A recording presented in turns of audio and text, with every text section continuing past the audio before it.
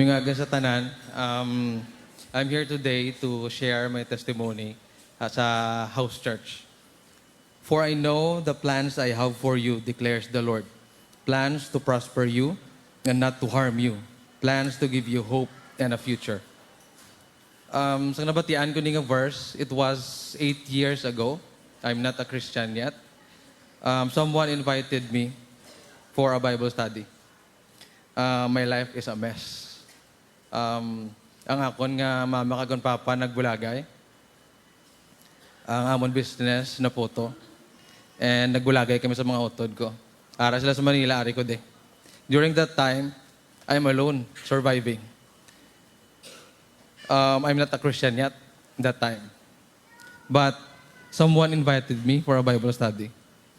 Kag I'm not really interested during that time.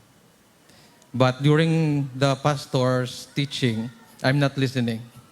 Pero at the middle, I hear this verse. I'm not familiar yet.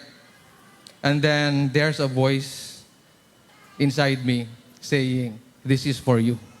I will fulfill this in your life." Moving forward, today, I'm a part of a house church. And sang time nga to, that verse doesn't make sense sa akong kabuhi. Because I'm a mess. Wala akong nag-expect nga ato nga verse gamito ni Lord, gag-fulfill ni Lord ang iyang purpose sa akong nga life. Someone invited me sa house church. I'm attending this church for a year. Introvert ko na tao, pero ari ko di sa mga tinyog sa inyo tabangan. I'm just okay attending church every Sunday. And then someone invited me. Si Pastor Emilio to. He told me, "Are you part of a house church?" Ambang ko, "Pastor, hindi pa." That time, I remember this verse nga ginhatag sa akon. Siling ko, hindi na ako mag-ask question kay Lord. I will join the house church and I'll try. Sang nag-join ko sa house church, gin-fulfill ni Lord ang Jeremiah 29:11. I hold on to this verse for so long. Sa house church na baptize ang akon nga papa.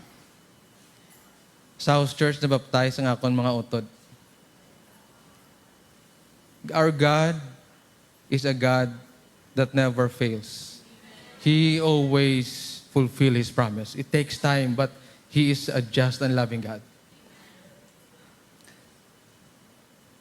For those of you na part na sa house church leaders, house church members, you know, invitation is very powerful. For some, this is just a plain invitation. But for me, during that time, nag-invite ko, it changed my life. For house church leaders, house church members, I challenge you today, don't stop. Don't stop inviting people. Start with your circle of friends and circle of family. Amo na ang pinaka-importante sa tanan. And for those nga hindi pa member sa house church, maybe this is an invitation for you today. If you hear this message, maybe you experience things like me. Maybe lost ka today. Wala ka kabalo kung anong plan ni Lord sa imo life for 2025. Revisit your heart today. Maybe God is speaking to you. And maybe this is the chance for you to move forward. You know, what I realized when I joined the house church, you can join the service every Sunday. It's okay. But the closer you get to God, the closer you have an intimate relationship with Him, that's the time He will fulfill His promise sa imo. So today, sa mga wala pa sa house church, inabatian mo ni Subong, this is an invitation for you. Go to someone ngara sa house church. They will help you to join the house church. House church is not perfect. Damo challenges sa house church. Pero dito ko nakita nga present ang grasya kag magpalangga sa Ginoo. We are imperfect people, but inside the house church, dito mo makita nga ang imo gali brother, ang imo nga sister, willing magbulig sa imo kanara ka sa budlay nga sitwasyon. So today, Hindi na pag-miss nga chance. Kung ga-attend ka lang this sa Sunday service for so long, this is the time to change. Kung gusto mo i-change ang life mo, life is a circle. Kung gusto mo mag-change, you need to do something, break something sa inyo sa cycle sa imong life.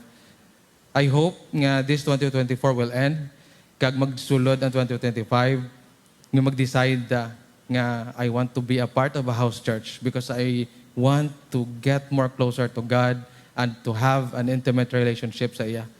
Kung gin-change ni Lord ang akon nga life, kung gin-fulfill ni Lord ang promise niya sa akon, it takes time. Pero gin-fulfill niya sa inyo mo man. So, gina-invite ka mo sa house church to join and to be part of a house church. House church leaders, house church members, keep inviting. Thank you and good morning.